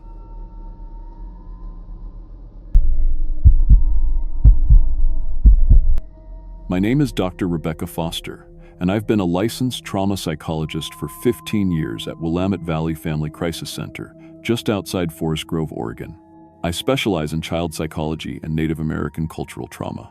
I've worked with the Kalapuya tribal community for over a decade, helping children process generational trauma and cultural displacement. I thought I understood the difference between ancient legends and modern psychological manifestations. But what happened during my emergency session with Amanda Crowfeather 3 weeks ago changed everything I thought I knew about the thin line between cultural memory and living horror. Amanda worked at Little Mountain Daycare, located 15 miles west of Forest Grove, near what the old maps still call Forked Mountain. The facility served both tribal and non-tribal children from surrounding communities. Amanda was Kalapuya herself, one of the few remaining fluent speakers of Lukiamut Kalapuya. She specifically requested to meet with me because of my work with tribal families, claiming the children were exhibiting behaviors that traditional Western psychology couldn't explain. When Amanda walked into my office that gray October afternoon, I immediately noticed something was wrong. She moved like someone who hadn't slept in days, constantly glancing at the windows, checking the locks on doors. Her usually perfect traditional beadwork was disheveled, and her hands shook as she clutched a manila folder full of children's artwork. My office is located in an old converted farmhouse on the edge of the Willamette Valley. We chose the location specifically to feel less clinical for tribal families, with natural wood paneling, traditional native artwork on the walls, and large windows overlooking the forested hills toward Forked Mountain. The building has modern security systems, but maintains the warm, non-threatening atmosphere that helps children feel safe. That afternoon, storm. Clouds were gathering over the mountain, and the autumn light filtering through the windows had an unsettling greenish quality. Amanda had been working at Little Mountain for 6 years, ever since completing her early childhood education degree at Chemeketa Community College. The daycare was her first job after graduation, and she'd built strong relationships with both the children and their families. She was known for incorporating traditional Kalapuya stories and songs into her curriculum, helping preserve cultural knowledge that had nearly been lost during the boarding school era. "Dr. Foster," she began, settling into the chair across from me, but immediately sitting forward, tense. "I need you to understand something before I show you what the children have been drawing. 3 weeks ago, during our traditional storytelling time, I made a terrible mistake. I encouraged her to continue, noting the formal way she was speaking. She completely different from her usual casual manner during our previous tribal community meetings. I told them the story of Amhuluk, not the sanitized version we usually share, but the real one, the one my grandmother told me before she died." Her voice dropped to almost a whisper. "The one that explains why our people never built permanent villages near Forked Mountain Lake. Amhuluk." I'd heard references to this figure in Kalapuya oral traditions, a water spirit associated with drowning and disease. But Amanda was speaking about it like it was something more than folklore. "What happened after you told the story?" Amanda opened the manila folder with trembling hands. "The children became obsessed. Not just interested, obsessed. They started drawing pictures during free time, during lunch, during outdoor play. Always the same thing. She handed me the first drawing. The artwork was from 5-year-old Emma Clearwater. It showed a lake surrounded by upside-down trees, their roots reaching toward the sky like grasping fingers. In the center of the water, a spotted creature with long horns held 2 small figures impaled on those horns. The detail was far beyond what I'd expect from a child Emma's age. The creature's spotted hide was meticulously rendered, and the expression of pain on the impaled children's faces was disturbingly realistic. Emma drew this the day after I told the story, Amanda said. But look at the next one. This drawing, from 6-year-old Marcus Thompson, showed the same scene from a different angle. The horned creature was emerging from muddy water, and the 2 children on its horns were speaking. Speech bubbles contained the words, "We changed bodies," written in a child's uncertain handwriting. Did you teach them that phrase? That's just it. I never mentioned those words. In the traditional story, the children say, "Daide, Daide, Daide, we have changed our bodies in Kalapuya." But these children don't speak Kalapuya. They shouldn't know what it means. I studied the drawing more carefully. The creature's eyes were drawn with particular attention. They seemed to follow you no matter which angle you viewed the picture from. What else have you noticed? The children have started playing a new game during recess. They call it Amhuluk's children. 3 of them pretend to be the creature's spotted dogs, running around on all 4s, while the others pretend to be drowning victims. But Dr. Foster, she paused, struggling with her words. They're too good at it. When they pretend to drown, their faces actually turn blue. When they act like the spotted dogs, they move exactly like wild animals, not like children pretending to be animals. This was concerning. Children's play often reflected psychological processing, but physical symptoms during play suggested something more serious. Have their parents noticed any changes? That's why I'm here. 3 children have gone missing from the area this month. Not missing, but changed. My pen stopped moving across my notepad. Changed how? Sarah Chen disappeared for 18 hours last Tuesday. Her parents found her at sunrise, standing waist-deep in Forked Mountain Lake, completely dry despite being in the water. She had no memory of how she got there, but when they brought her home, she could suddenly speak fluent Kalapuya, words she'd never heard before. I felt my mouth go dry. That's impossible. David Martinez vanished for 2 full days. Search and rescue found him sleeping peacefully in a cave near the lake. When they woke him up, his personality was completely different. David used to be hyperactive, couldn't sit still for 5 minutes. Now, he sits for hours, staring at other children's faces like he's memorizing them. And he draws constantly, always the same thing. Amanda handed me another drawing. This one showed children standing around the lake, but their reflections in the water were not their own. Instead, the reflections showed the spotted creature with different children's faces superimposed on its head. Yesterday, little Emma Clearwater went missing during nap time. The teachers searched everywhere. She wasn't in the building, wasn't on the playground. But an hour later, she was back in her sleeping mat like nothing happened. When I asked her where she'd been, she looked at me with these ancient eyes and said, "I went to see the old stories, Miss Amanda." Amhuluk showed me how the water remembers everything. A chill ran down my spine. What did she mean by that? Emma has never been to Forked Mountain Lake. Her family lives in town. But she described the place perfectly, down to the inverted trees and the way the water reflects the sky upside down. She knew about the soft ground around the lake that traps animals. She knew about the spotted dogs that hunt in packs, things that aren't in any modern telling of the story. Amanda pulled out more drawings, spreading them across my coffee table. Each one showed increasing detail and sophistication. The children were drawing things that should have been beyond their cultural knowledge. Traditional Kalapuya symbols, landscape features of the lake area, and anatomical details of the creature that were both precise and terrifying. Dr. Foster, I think telling that story awakened something. Not metaphorically, literally. In Kalapuya tradition, certain stories aren't just entertainment. They're warnings. They're barriers. By telling the children about Amhuluk, we invited it to notice them. Before I could respond, the lights in my office flickered. Just once, but long enough to cast the room in an unsettling shadow. When they came back on, Amanda was staring at something behind me. "Dr. Foster, look at your window." I turned around.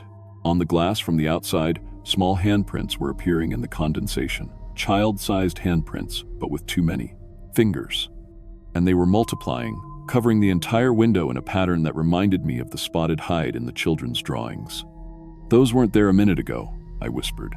The handprints began to move, sliding down the glass like they were being pressed by invisible hands. As they moved, they left trails that formed symbols, the same traditional Kalapuya markings from the children's artwork. Amanda grabbed my arm. "It's here. Amhuluk has been watching the children through their drawings. Every detail they drew gave it more information about our world, our time, our location." The temperature in the room dropped noticeably. My breath began to fog, and I could hear something that sounded like children giggling, but the sound was coming from the walls themselves. "We need to leave. Now," Amanda said, but as she stood up, the door to my office swung shut with a definitive click. "Dr. Foster?" A child's voice echoed through the room, but no child was present. "Dr. Foster, we want to show you the water game." "That's Emma's voice," Amanda whispered. "But Emma is at daycare. She should be 30 miles away." The voice came again, but from a different direction. "Miss Amanda, why did you tell the old stories? Now we have to go to the water place." This time it was David's voice, followed immediately by Sarah's. "The spotted one showed us how to change bodies. Do you want to try?" The handprints on the window began glowing with a pale green light, the same sickly color I'd noticed in the afternoon sky. Through the glass, I could see shapes moving in the forest, small figures that looked like children, but their movements were too fluid, too coordinated. "In the traditional story," Amanda said, her voice barely audible, "Amhuluk doesn't just drown people. It changes them. The children in the lake aren't dead. They're transformed. They become extensions of the creature, scouts that can move through our world." The giggling grew louder, and now I could hear splashing sounds, as if the office was slowly filling with water. But we were on the second floor of a building, miles from any lake. The children who went missing, I realized with growing horror, they didn't come back. Something else came back wearing their faces. Amanda nodded grimly. "In Kalapuya belief, Amhuluk can steal your reflection and use it to create a copy of you. The copy has all your memories, your mannerisms, your voice, but it serves the lake creature." My computer monitor flickered to life, showing what looked like a live video feed of Forked Mountain Lake. The water was completely still, but as we watched, 3 small heads emerged from the surface. They were the missing children, Sarah, David, and Emma, but their eyes were the wrong color, and when they opened their mouths to speak, water poured out instead of words. "Dr. Foster," they said in unison, their voices somehow reaching us through the computer speakers. "Amhuluk wants to meet you. The old stories are hungry for new storytellers." The building began to shake, and I could hear what sounded like massive footsteps in the hallway outside my office. But the footsteps had a liquid quality, like something enormous was walking through water. Amanda grabbed the traditional sage bundle she always carried and lit it with her lighter. The sharp, cleansing smell filled the room. "Smoke confuses water spirits," she explained. "It might buy us time." The shaking stopped, and the children's voices on the computer became angry. "Fire hurts the water place. Why do you hurt us?" But their anger revealed something important. They were affected by traditional protective methods. Amanda began chanting quietly in Kalapuya, words I didn't understand, but that seemed to have power. The handprints on the window began to fade, and the giggling grew distant. "It's working," I whispered. "No," Amanda said, still chanting. "It's retreating, but not because we're driving it away. It's going back to the lake to get stronger. The children it has taken, they're anchors now. As long as they remain in Amhuluk's domain, it can reach further into our world." The computer monitor went black, but before it died completely, we saw one final image. Dozens of children standing around the lake's edge, all facing our direction, all pointing directly at the camera. Some of them I recognized from the daycare. Others looked older, their clothing from different time periods, as if Amhuluk had been collecting children for generations. "We have to get to the lake," Amanda said. "Tonight, before the new moon." In the old stories, Amhuluk is strongest when the sky is reflected most clearly in the water. That's insane. We should call the police, the tribal council, Child Protective Services. And tell them what? That a legendary water creature is stealing children's identities? They'll think we're having a shared psychotic break. Amanda's eyes were fierce with determination. But the tribal elders will understand. My grandmother taught me the old protections for a reason. She was right. This was beyond the scope of modern institutional help. We were dealing with something that existed in the intersection between cultural memory and supernatural reality. As we prepared to leave, my phone buzzed with a text message from an unknown number. The water remembers all the children who played by its shore. Come alone, Dr. Foster. Bring the storyteller. We have so much to show you about changing bodies. The message was accompanied by a photo, my own office, taken from the window we'd been looking out of. But in the photo, Amanda and I weren't alone. Standing behind us, barely visible as translucent figures, were 3 children with spotted skin and eyes like dark water. That night, Amanda and I drove to Forked Mountain Lake. We brought traditional tobacco, sage, and cedar, along with my digital recorder and emergency medical supplies. Amanda had called her grandmother's sister, one of the last tribal elders who remembered the old protection ceremonies. The lake was exactly as the children had drawn it. Upside-down trees reflected in still, dark water, soft, boggy ground that seemed to grab at our feet. And standing in the shallows, perfectly motionless, were Sarah, David, and Emma. But as our flashlight beams hit them, we could see they were wrong. Their skin had a spotted pattern like the creature in the drawings. Their eyes reflected light like an animal's. And when they smiled at us, their teeth were too sharp. "Dr. Foster," they said in perfect unison. "Miss Amanda, thank you for coming to the water place. Amhuluk has been so lonely since the last storyteller visited." The water began to churn, and something massive stirred beneath the surface. We had found the source of the horror. Now we had to decide whether we could do anything to stop it, or if we had simply delivered ourselves to the thing that had been calling us all along. What happened next would determine not just our fate, but the fate of every child who had ever heard the old stories. Because some legends aren't meant to be told, they're meant to be contained. And we had just broken the oldest containment of all. Asterisk, this is a continuing investigation. If you live in the Pacific Northwest and have experienced similar phenomena, particularly involving children and water-related imagery, please contact the Kalapuya Cultural Preservation Council. Some stories are too dangerous to face alone.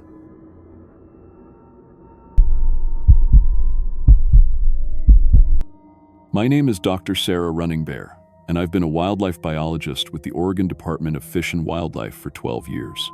I got my PhD in predator ecology from Oregon State, specializing in wolf pack behavior and territorial dynamics. I've tracked everything from mountain lions to black bears across the Pacific Northwest. I've handled aggressive wolves, studied pack hierarchies, and spent countless nights alone in the wilderness monitoring predator movements.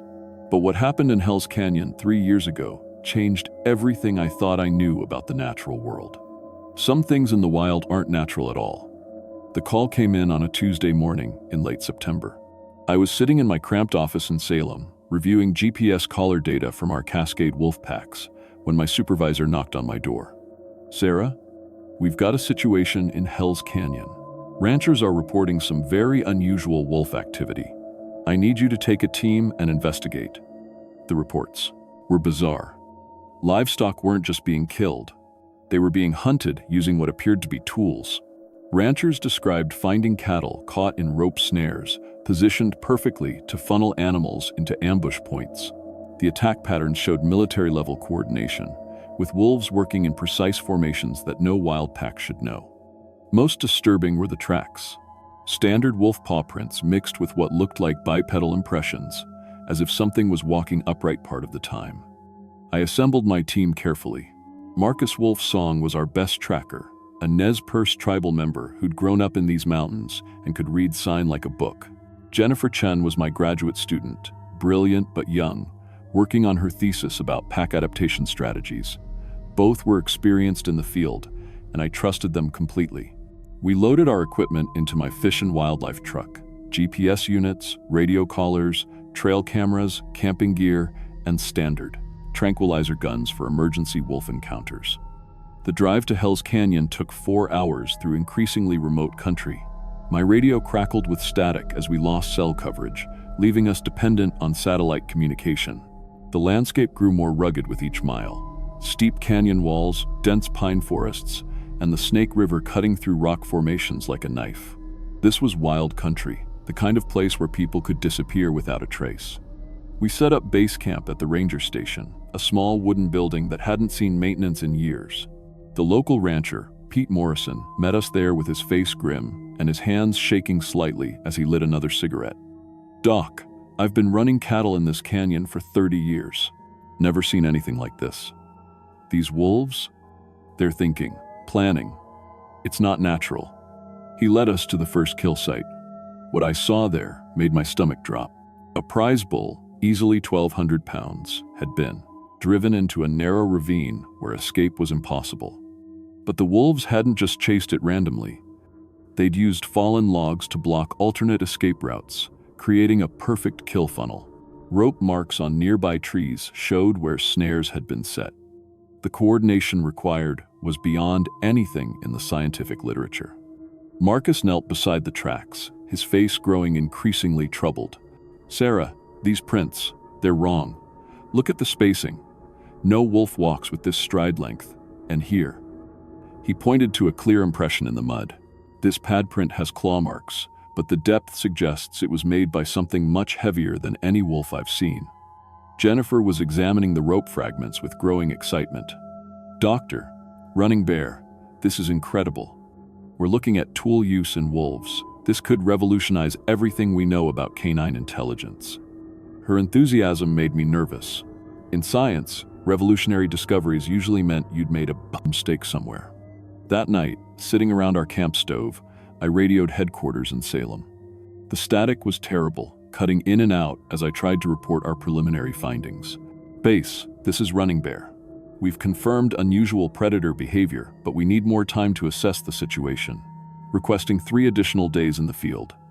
"Copy that, Sarah. Any safety concerns?" I looked at my team, both absorbed in their field notes by flashlight. "Negative on safety concerns. We're maintaining standard protocols." I should have said yes. I should have requested immediate backup. But my professional pride wouldn't let me admit that I was scared of wolves. The second day brought more disturbing evidence. We found what appeared to be a modified den site, not the typical shallow depression wolves dig, but an elaborate network of tunnels with multiple entry points and what looked like supply caches. The engineering was sophisticated, designed for defense and long-term occupation. Fresh scat samples contained unusual materials, fabric fragments, metal pieces, and what Jennifer swore were human hair strands. "This doesn't match any known wolf behavior," I muttered, photographing everything with my digital camera. "Pack structures don't work this way. There should be a clear alpha hierarchy, but these formations suggest something more like military command structure." Marcus had been quiet all morning, studying tracks that seemed to appear and disappear without pattern. Finally, he stood up and brushed dirt from his knees. "Sarah, there's something I need to tell you. My grandfather used to tell stories about this area. Said it was sacred to our people, but also dangerous. There were ceremonies here, back before the government banned them." "What kind of ceremonies?" Jennifer asked, her pen poised over her notebook. "Skin dancing. Warriors would take animal spirits into themselves, gain their abilities. The stories say some got stuck between forms, became something that wasn't quite human and wasn't quite animal." I felt my scientific skepticism kicking in. "Marcus, I respect your cultural background, but we need to focus on observable data. There has to be a biological explanation for what we're seeing." But that night, our trail cameras captured something that challenged every biological explanation I knew. The footage showed a figure moving through our perimeter at 2:47 a.m. At first glance, it looked like a large wolf, easily 6 feet long. But as it passed directly in front of the camera, it rose up on its hind legs and walked upright for several steps before dropping back to all fours. The gait was fluid, natural, as if walking on 2 legs was as comfortable as 4. Jennifer was ecstatic when we reviewed the footage the next morning. "This is unprecedented. We're documenting evolutionary adaptation in real time. These wolves are developing bipedal locomotion as a hunting strategy." It wasn't so sure. The figure in the video moved with an intelligence that made my skin crawl. When it looked directly at the camera, I swear I saw human awareness in those eyes. On the third day, Marcus led us to a site his grandfather had described, a stone circle hidden deep in the canyon, surrounded by petroglyphs that were far older than any known Native American art in the region. The stones were arranged in a perfect spiral, each one carved with symbols that seemed to shift and move when you looked at them sideways. Fresh wolf tracks circled the area, but these prints showed that same bipedal gait pattern we'd captured on video. The elders called this the changing ground, Marcus explained, his voice barely above a whisper. They said the barrier between human and animal was thinner here. That's why the ceremonies were banned after what happened in 1952. What happened in 1952? I asked, though part of me didn't want to know. A young man named Billy Crowfeather attempted the skin dancing ceremony alone. He was supposed to have guidance, protection, but he was impatient. The wolf spirit took hold of him, but something went wrong. He got stuck between forms, kept the wolf's instincts, but gained human intelligence. The tribal council tried to help him, but Marcus shook his head. He disappeared into the wilderness. Some say he's still out here. Jennifer wasn't listening to Marcus's story. She was examining something she'd found near the central stone, a rolled bundle of animal hide preserved by the dry canyon air. Before I could stop her, she unrolled it carefully. It was a wolf pelt, complete with head and claws, but worked in a way I'd never seen. The hide felt warm to the touch, and the fur seemed to ripple in windless air. "This is incredible," Jennifer breathed. "The preservation is perfect. It's like it was made yesterday." That's when we heard the howling. Not the standard wolf communication I knew from years of field work, but something that carried complex information, location data, tactical instructions, threat assessments. The sound echoed off the canyon walls, coming from multiple directions simultaneously. We were surrounded. I grabbed my tranquilizer gun and motioned for my team to stay close. "We're leaving. Now, pack only essential gear." But Jennifer clutched the wolf pelt to her chest. "Dr. Running Bear, this could be the archaeological discovery of the century. We can't just abandon it." "Jennifer, that's an order. Drop the pelt and move toward the vehicles." She looked at me with an expression I'd never seen before. Defiant, almost feral. "No, this belongs to me now. I can feel it." Before I could respond, Marcus grabbed my arm.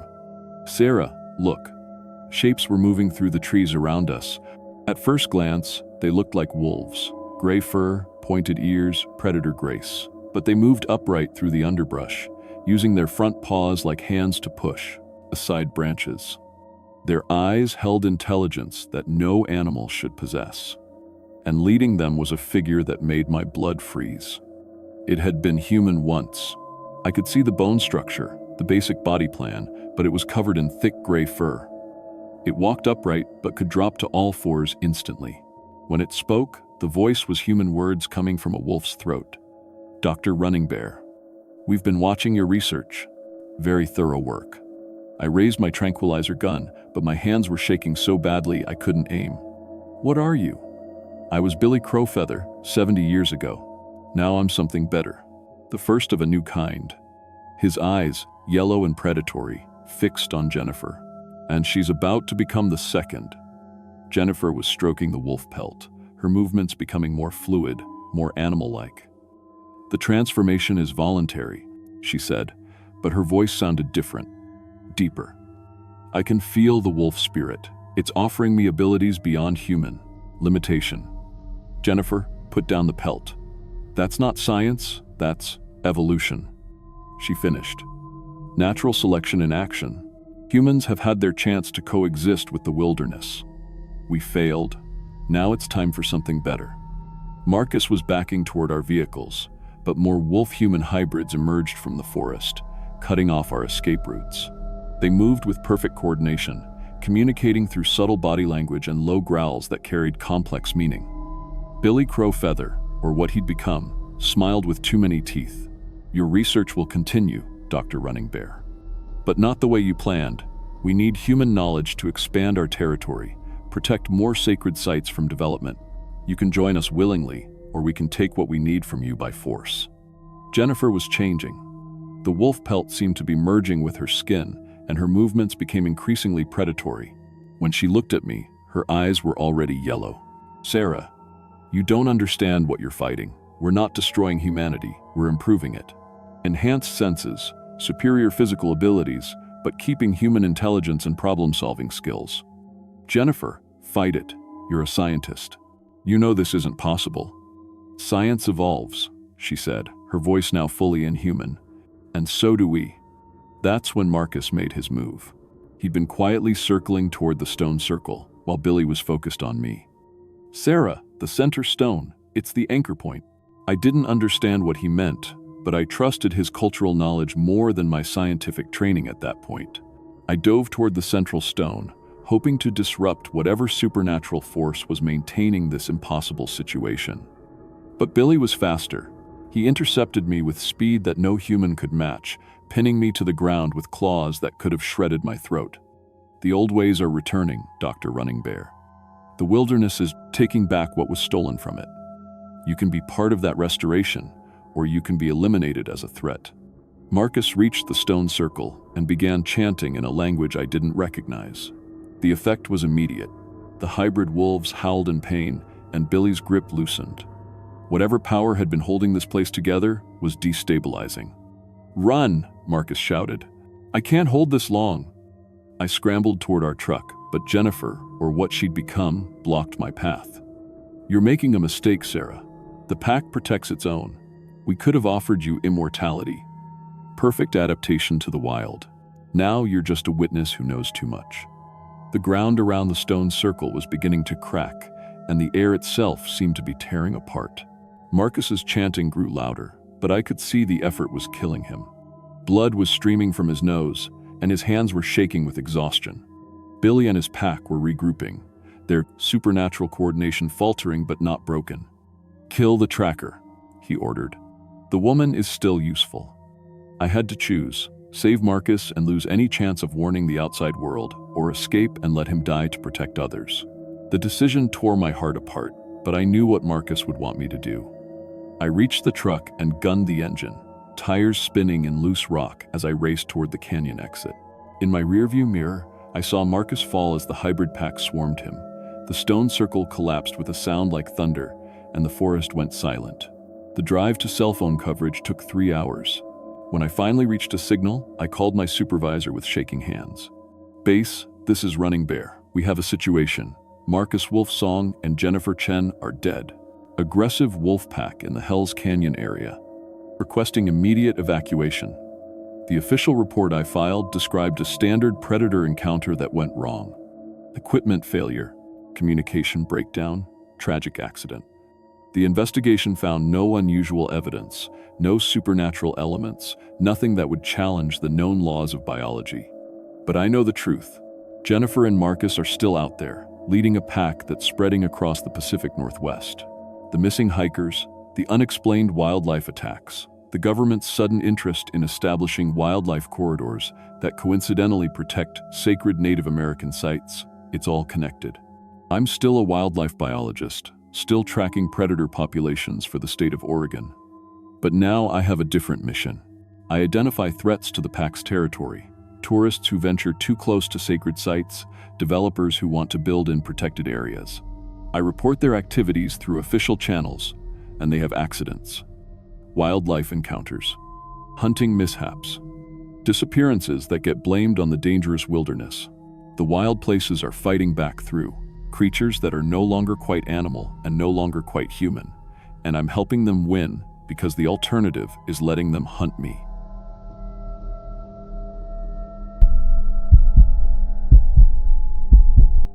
My name is Dr. Jennifer Walsh, and I've been a neurologist at Oregon Health and Science University for 12 years. I've seen brains destroyed by tumors, memories eaten alive by Alzheimer's, personalities shattered by strokes. I thought the worst thing that could happen to a human mind was disease or trauma. I was wrong. What I discovered 3 weeks ago in Portland isn't in any medical textbook. It's older than medicine, older than science, older than the white settlers who built dams across sacred waters. The Chinook tribes had a word for it. *Skelep Asterisk, the hunger that steals souls. And according to tribal elder Mary Crowfeather, who I interviewed before she disappeared, it's been waiting beneath the Columbia River for over a century, growing stronger, growing hungrier. She told me the river spirits weren't just angry about the dams, they were starving. Robert Kim walked into my ER on a Tuesday morning, and I should have recognized the signs immediately. His wife Susan dragged him in because he'd woken up, screaming in a language that didn't exist anymore, clawing at his own scalp until blood ran down his face. "He keeps saying someone's inside his head," Susan whispered, her hands shaking. "He doesn't remember me, the kids, nothing from the last 15 years. But he knows things, old things, terrible things." Robert sat in the examination chair, perfectly still, his eyes rolled back showing only whites. When I tried to check his pupils, he grabbed my wrist with inhuman strength. "The water remembers everything we fed it," he said in a voice that wasn't quite his own. "Every body, every scream, every drop of blood. And now it's feeding time." His grip left bruises that took weeks to heal. The MRI showed something that still makes my hands shake when I write about it. Robert's brain tissue was being replaced, neuron by neuron, with something else. Dark, crystalline structures that pulsed with their own rhythm. Not tumors, they were. Too organized, too purposeful. They looked like tiny cities, vast networks of alien architecture growing inside his skull. And they were spreading. By Wednesday, Susan developed the same symptoms, but her transformation was faster, more violent. I watched through the security cameras as she tore out chunks of her own hair, screaming that they were building nests in her thoughts.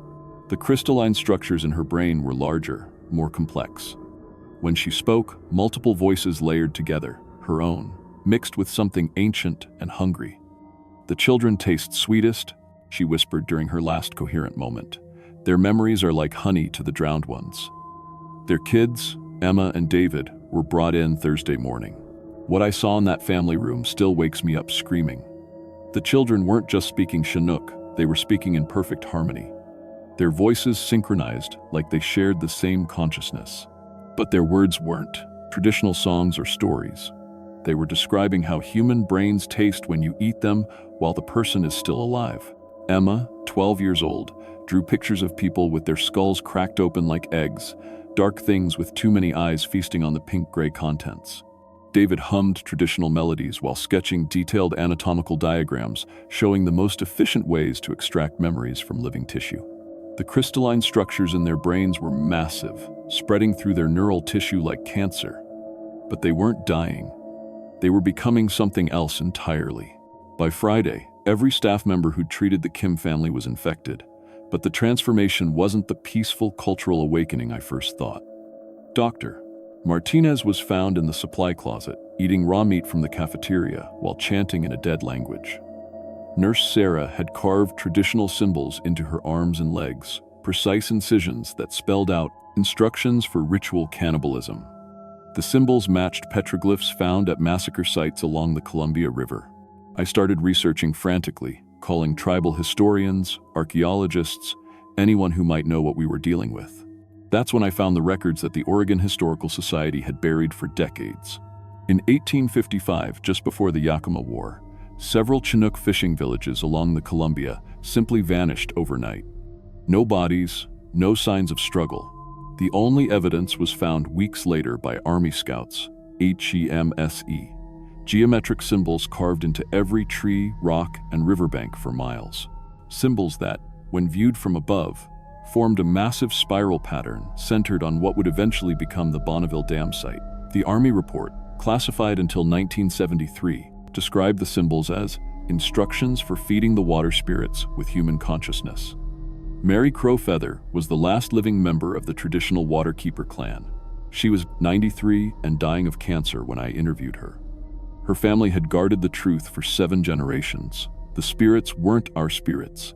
She wheezed, her oxygen tank hissing beside her hospital bed. They came from somewhere else, somewhere deeper. They promised our ancestors power, prosperity, endless salmon runs. All they wanted in return was permission to feed. She grabbed my hand with skeletal fingers. Some of our people said yes, the smart ones said no, and tried to warn everyone, but it was too late. The hungry spirits had already tasted human thoughts. According to her grandmother's stories, the spirits didn't just eat memories.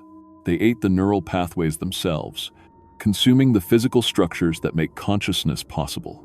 They left behind perfect copies, crystalline networks that mimicked human thoughts but served alien purposes.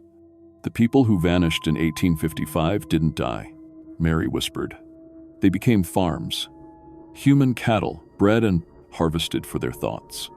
And when the dams flooded their feeding grounds, the spirits just went deeper, deeper, waiting for enough people to come to the water. She died that night. The next morning, her body was gone from the morgue. Security footage showed her walking out on her own, but her face was wrong. Too symmetrical, like someone had rebuilt it from a blueprint. The infection spread through Portland's water system over the weekend. By Monday, over 300 people showed symptoms, but they weren't the peaceful, culturally enlightened individuals I'd first observed. They were something much worse. The infected gathered in groups, moving with inhuman coordination. They built structures, not traditional longhouses, but geometric towers made from human bones scavenged from cemeteries. They performed ceremonies that involved slowly removing pieces of living brains while the victims remained conscious, carefully preserving the neural tissue in water that glowed with bioluminescent parasites. I watched from my hospital window as they caught uninfected humans like animals, keeping them alive in pens made from playground equipment and surgical wire. They were farming us, growing us like crops to harvest our consciousness. The crystalline structures weren't just replacing brain tissue. They were networking infected individuals into a collective intelligence that spanned the entire city. Every infected person became a node in a vast alien mind that used human thoughts as processing power for incomprehensible calculations. I felt the first symptoms Tuesday morning. Not memory loss, but memory intrusion. Suddenly, I knew things I'd never learned. How to remove a human brain without killing the host, how to prepare neural tissue for consumption, how to breed humans for maximum cognitive yield. The knowledge came with sensory memories that weren't mine. The texture of gray matter between my fingers, the sweet taste of cerebrospinal fluid, the musical quality of someone screaming as their thoughts were slowly eaten. The CDC arrived in hazmat suits, but they were hunting a medical emergency when they should have been performing an exorcism. The infected coordinated perfectly to capture the federal team, adding their expertise to the collective knowledge base. Within hours, the spirits had access to advanced medical technology and federal resources. They began improving their harvesting techniques. By Wednesday night, I could feel the crystalline structures growing behind my eyes, building their alien architecture through my optic nerves into my frontal cortex. Each new crystal node brought whispers in languages that predated human speech. Instructions for more efficient ways to process living consciousness. I tried to document everything, but my hands started drawing blueprints instead of writing reports. Detailed schematics for breeding facilities, processing centers, storage systems for preserved human thoughts. The drawings were beautiful in their precision, terrible in their purpose. The spirits showed me their long-term plans through the neural network. Portland was just the beginning. They would spread to every major river system in North America, then the world. Each infected human became a transmission vector, carrying microscopic spores in their blood that could survive in any water source. Within 5 years, they estimated they would have enough human neural tissue to complete their true project, Ever-Evers, using our planet's entire population as biological computers to solve problems from their home dimension. Humanity wouldn't go extinct. We'd become their thinking machines, conscious but completely controlled, aware that our every thought was being consumed by something that found our mental processes delicious. The last coherent thought I had as Dr. Jennifer Walsh was a prayer that someone, somewhere, would find a way to destroy the dams and drain the river systems before the infection spread beyond the Pacific Northwest. But even as I write this with hands that no longer feel entirely mine, I know it's too late. The spirits are patient. They've learned to hide their true nature behind cultural preservation narratives and environmental activism. People want to believe they're being spiritually awakened rather than consumed. I can feel running deer's memories overlaying my own now, but they're not peaceful traditional knowledge. They're the memories of someone who helped feed children to hungry spirits, who lured travelers to sacred sites where the water spirits could drain their consciousness drop by drop. Running Deer wasn't a medicine woman, she was a collaborator. A human Judas goat leading her own people to cognitive slaughter. And now she's doing it again, using my medical credentials to legitimize the infection, to make it seem like healing rather than harvest. The transformation is almost complete. Soon, Dr. Jennifer Walsh will be just another processed memory in the collective storehouse, and Running Deer will have a modern education to better serve her ancient masters. Other cities are reporting similar cases now. Seattle, Vancouver, San Francisco, anywhere, our ambassadors can introduce river water into municipal systems. Each outbreak looks like indigenous cultural revival until it's too late to stop. The spirits are winning because they've learned to make consumption look like conservation. This is my final warning before the last of my individual consciousness is harvested. The water remembers everything we've fed it, and it's still hungry.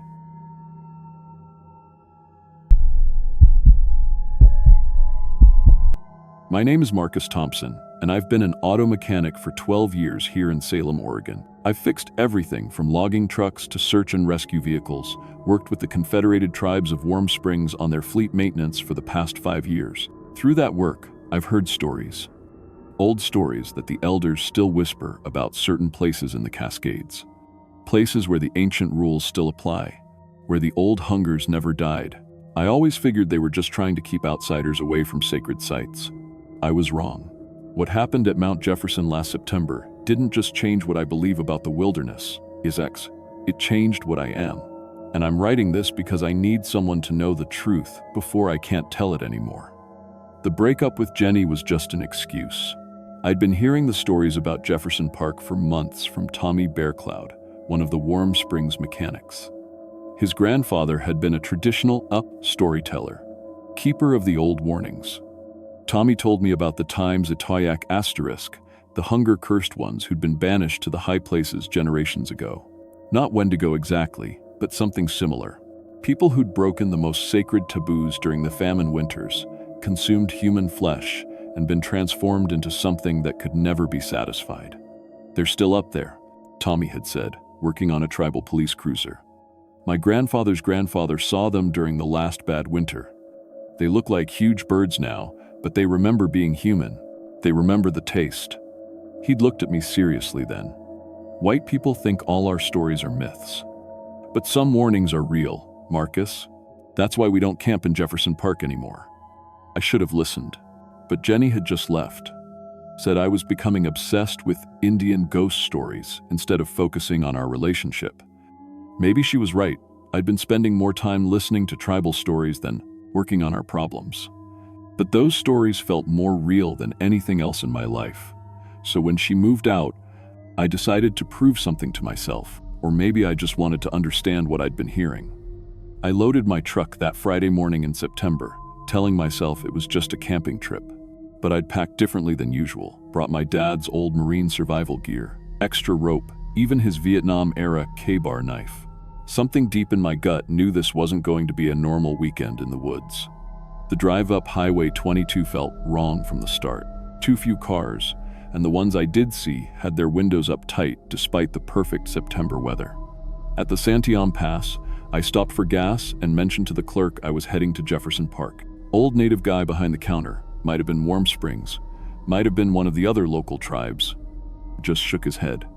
Bad time to go up there, he said quietly. Animals have been coming down from Timaitin, the high country all week. Bears, deer, even the birds. All heading away from Jefferson. When the animals run, there's usually a reason. I should have turned around then, but I'd already told everyone I was taking 5 days to get my head straight, and backing down felt like admitting Jenny was right about everything. The trailhead parking lot was completely empty at 2:15 p.m. on a Saturday, unheard of for Jefferson Park in September.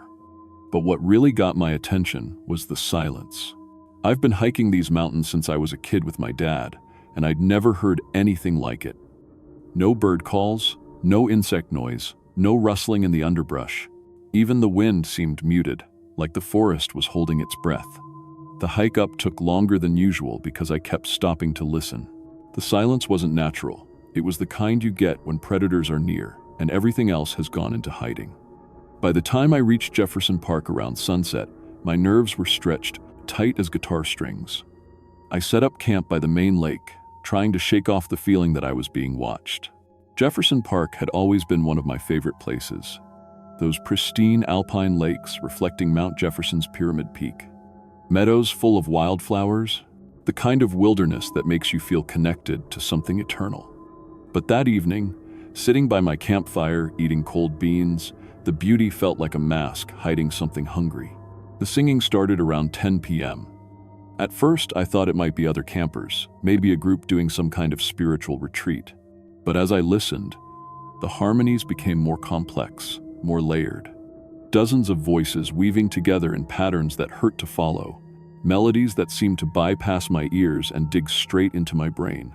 And underneath the beauty was something else, a desperate, starving quality that made my skin crawl. I tried to follow the sound, but it seemed to come from everywhere at once.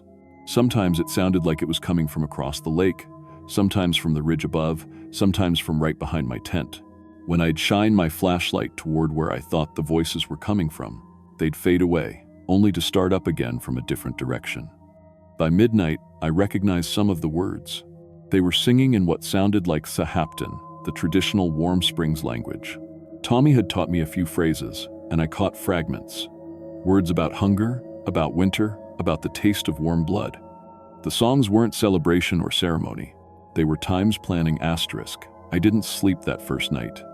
Every time I'd start to doze off, the singing would change, become more urgent, more focused. And sometime around 3 a.m., I heard something that made my blood freeze. Mixed in with the native voices was English. Modern English, speaking in accents. I recognized Pacific Northwest, maybe Portland or Seattle. So hungry, been so long, need to feed. Fresh meat, alone.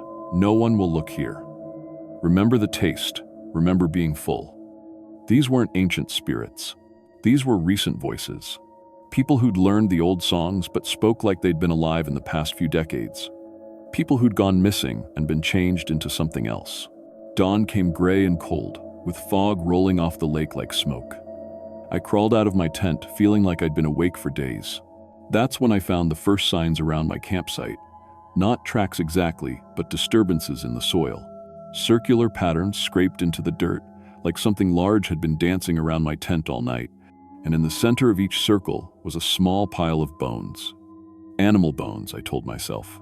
Had to be animal bones. But when I looked closer, I saw finger joints. Human finger joints, picked clean and arranged in neat little pyramids. I started breaking camp immediately, but something made me stop. Maybe it was my dad's voice in my head. He'd always taught me that running from predators just made them chase you. Or maybe it was something Tommy's grandfather had said about the times Itayak asterisk, flage, that they could smell fear across miles, that running only marked you as prey. Instead, I decided to scout the area. If there really was something hunting in Jefferson Park, I needed to understand what I was dealing with. I cached most of my gear and hiked up toward the ridge with just my day pack and camera. That's when I found the first nest. It was wedged between two ancient firs about 30 feet off the ground, a massive structure that had to be 15 feet across and 6 feet deep. At first glance, it looked like the world's largest bird nest. But as I climbed closer for a better look, the details made my stomach turn. The foundation was built from human skeletons.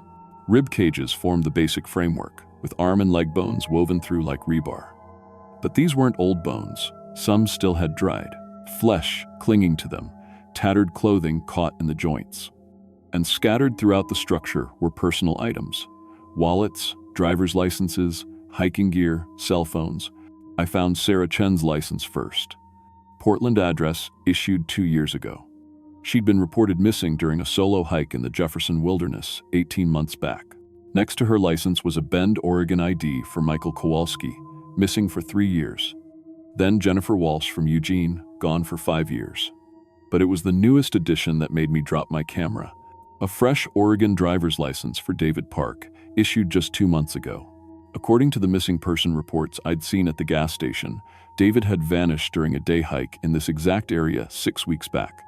I climbed higher, following a trail of bone fragments and fabric scraps. Over the next 2 hours, I found 6 more nests scattered through the canopy, all built the same way, human skeletons as framework, personal, belongings woven throughout like trophies. The most recent nest was still under construction, with fresh bones that couldn't have been there more than a few days. That's when I realized I wasn't alone anymore. They were perched in the trees around me, massive shapes that my brain kept trying to interpret as birds. But the proportions were all wrong. Wings that stretched 12 feet from tip to tip, but with human arm bones visible underneath the black feathers. Heads that were too large, too intelligent, with eyes that tracked my movements with predatory focus. But it was the faces that broke my mind. Still recognizably human, just stretched and altered. I could see Sarah Chen's features in the one closest to me, her driver's license photo twisted into something with a hooked beak and eyes like black glass. The thing that had been Michael Kowalski hung upside down from a branch, watching me with its head cocked at an impossible angle. One of them opened its mouth and spoke in Sarah Chen's voice. "New meat. Been watching you. Tastes so good." Another, with Jennifer Walsh's face grotesquely stretched over a bird skull, added, "Hungry. Always hungry. Do you understand soon?" I ran. Didn't think, didn't plan, just turned and crashed through the underbrush as fast as my legs could carry me. Behind me, the forest erupted with the sound of massive wings and human voices twisted into hunting calls. They were following, but not attacking, playing with me, hurting me. I made it back to my campsite and immediately started preparing defenses. My dad's military training kicked in: create a perimeter, establish fields of fire, prepare multiple fallback positions. I broke down my hiking poles and lashed my knife to one, creating a crude spear. Used my climbing rope to rig snares and trip lines around the campsite, scattered my gear to create false targets and distractions. But as the sun set and the singing started again, I realized the truth. They weren't hunting me yet. They were times preparing times me. The way predators sometimes play with their food before killing it. The terror was part of the process, part of what made the meat taste right. The real attack came after midnight. They dove at my camp in coordinated waves, massive talons extended, voices shrieking with an inhuman hunger that had been building for decades. But I was ready. The first one hit my rope snare and crashed into the rocks at the lake's edge. When I drove my spear through its chest, the scream it let out was completely human, Sarah Chen's voice crying out in pain and recognition. "Thank you," she whispered as the transformation began to reverse. "I've been so hungry. Couldn't stop." The bird features melted away, revealing the woman she'd been before the hunger claimed her. But instead of relief, her face showed only terror. "They're not gone," she gasped. "The hunger, it's in you now. You killed one of us." She died before, she could explain, but I felt it immediately, a gnawing emptiness in my stomach that had nothing to do with food, a craving that made my mouth water as I looked down at her body. Fresh meat, still warm. It would be so easy to just... I forced myself to step away, horrified by my own thoughts. But the hunger didn't fade. If anything, it got stronger. The other creatures had retreated when Sarah died, but I could hear them in the darkness, calling to each other in voices I recognized from missing person reports. Planning, waiting, they knew what was happening to me. I spent the rest of the night fighting, not just the bird things, but myself. Every time I killed one, every time they transformed back into the humans they'd been, the hunger grew stronger.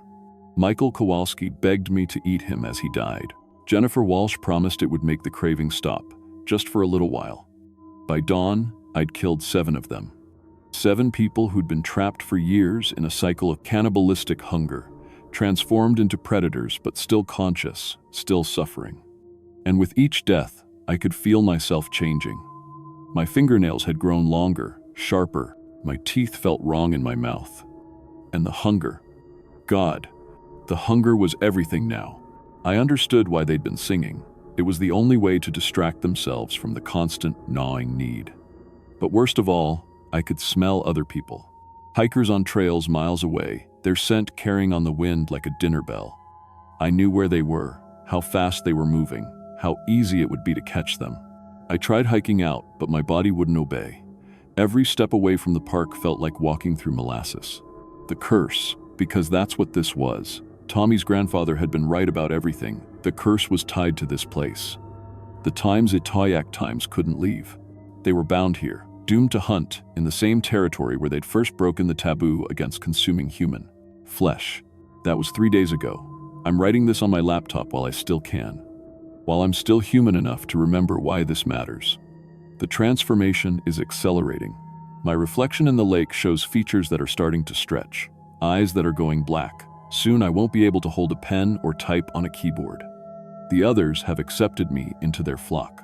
They remember being human, remember their lives before the hunger, but they can't fight what they've become. Sarah Chen, 2PY, the new Sarah, the one who transformed back briefly before the curse reclaimed her, she's tried to explain.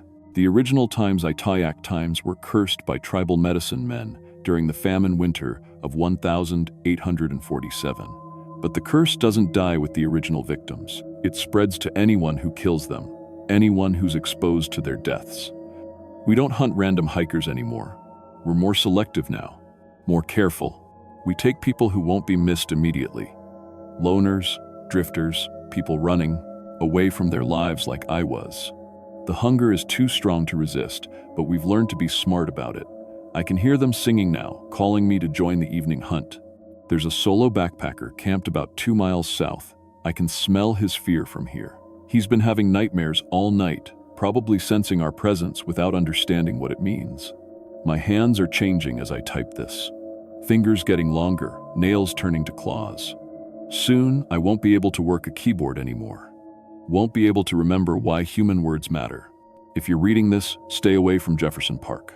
The Forest Service has it marked as temporarily closed now. They found my truck at the trailhead, along with some scattered gear and signs of bear activity. They won't find my body because there's nothing left to find. I'm still here, but I'm not me anymore. Tommy Bearcloud was right. Some warnings are real. The old hungers never really die. They just wait for new hosts, new victims to carry on the feast. And once you've tasted human flesh, once you've killed one of the times a Tayak asterisk, you become part of the cycle. I can't fight it anymore. The hunger is too strong, and the scent of that lone camper is driving me insane. My vision is going dark around the edges, and I can feel my face starting to stretch and change. God help me, I'm so hungry. The singing is getting louder now. They're calling my name, welcoming me to the hunt.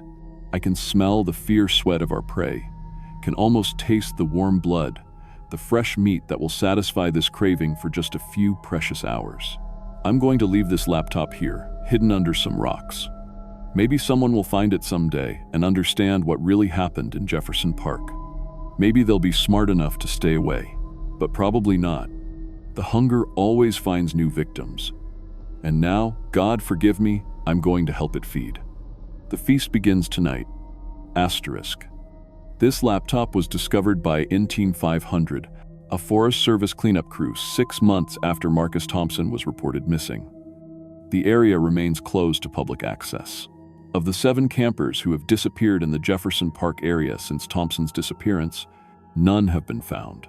Search efforts have been suspended indefinitely due to unusual predator activity in the region. Asterisk.